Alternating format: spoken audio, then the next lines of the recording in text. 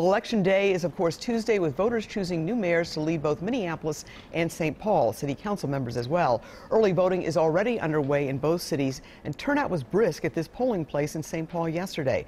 Both cities have ranked choice voting. That's a system that is leading to confusion for some voters. Minneapolis lets voters rank preferences first through third. St. Paul is allowing voters to rank candidates all the way down to their sixth choice.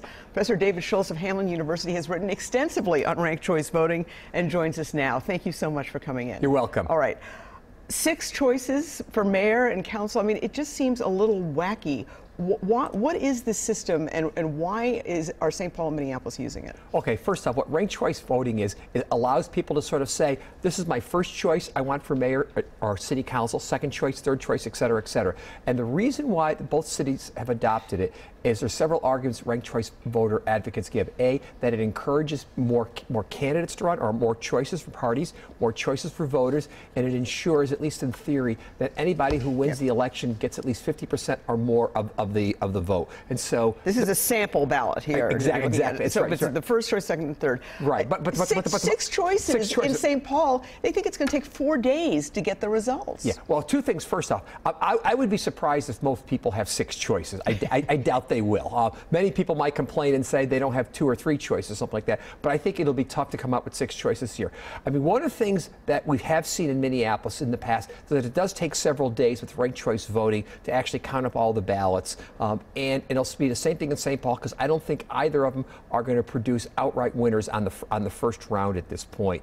But however, in the normal way that we vote, what happens on election day is subject to recounts also too. So we have a better idea with the normal system, but ranked choice voting throws a little bit more confusion. Historically, have people who come out in the first ballot, did they go on to win?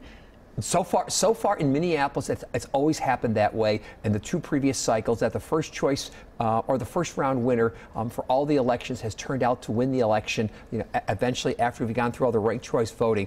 However, this is an election both in Minneapolis and St. Paul that your second or third or fourth and fifth, sixth choices might actually make some difference, because I don't think anybody's going to win it right off the bat. And I think there are some scenarios where you could come in second or third in, let's say, Minneapolis and still win the election, depending on whose people's second choice is. Okay, briefly, any clear favorite in the Minneapolis race? You've got an incumbent mayor. I think you've got it down to probably, I'd say probably the mayor, Betsy Hodges, Jacob Fry, and maybe Tom Hoke are probably the top 3 at this point. I think Hodges is probably the favorite because no one single anti-Hodges candidate has emerged and coalesced the vote. In St. Paul, that one is just too close to call. I will say to people that I have never had so little data in my life as a political scientist. Well, there's no polling. There's no polling. I have no data to make any kind of guesses, and it's so close. And with ranked choice voting, I think, again, we're down to a small handful. Again, Minneapolis, 3 candidates. We're down to 2 in St. Paul. But beyond that, it's really going to be about turnout and how people rank choice their seconds. And the 2 in St. Paul?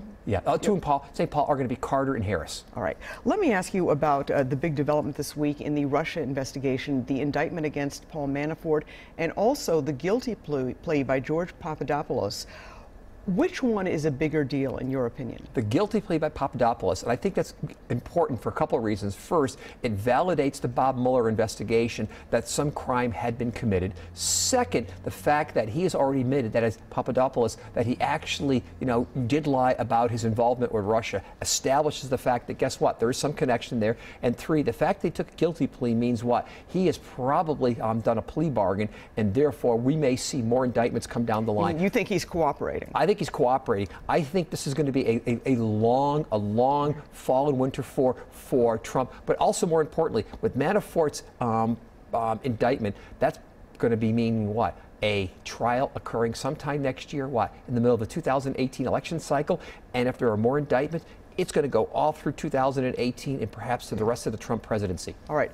Conservatives, and certainly the president, is saying, I told you so, about this new book by Donna Brazile that is coming out, which essentially says that Hillary Clinton rigged the primaries and caucuses in favor of herself in terms of the finances of the DNC, and also that Donna Brazile looked at taking Hillary Clinton off or taking the nomination away from her after she collapsed in New York. Your thoughts about this book, and is what Mrs. Clinton did in any way criminal, as some conservatives are saying? Well, first, it's not criminal. The Democratic Party gets to decide their own rules, and she worked in cooperation with Deborah Wasserman Schultz, obviously no relationship, in terms of some of what was going on here. But I also want to take a little bit what Donna Brazile said with a grain of salt. Why? Because she's distancing herself from Clinton, as many people, other people in the Democratic Party are. Donna Brazile is also looking to sort of, I'd say, vindicate herself and sell books. And sell books. And what I mean by vindicate herself, remember, she had also been fired from CNN because she divulged questions, to Hillary Clinton,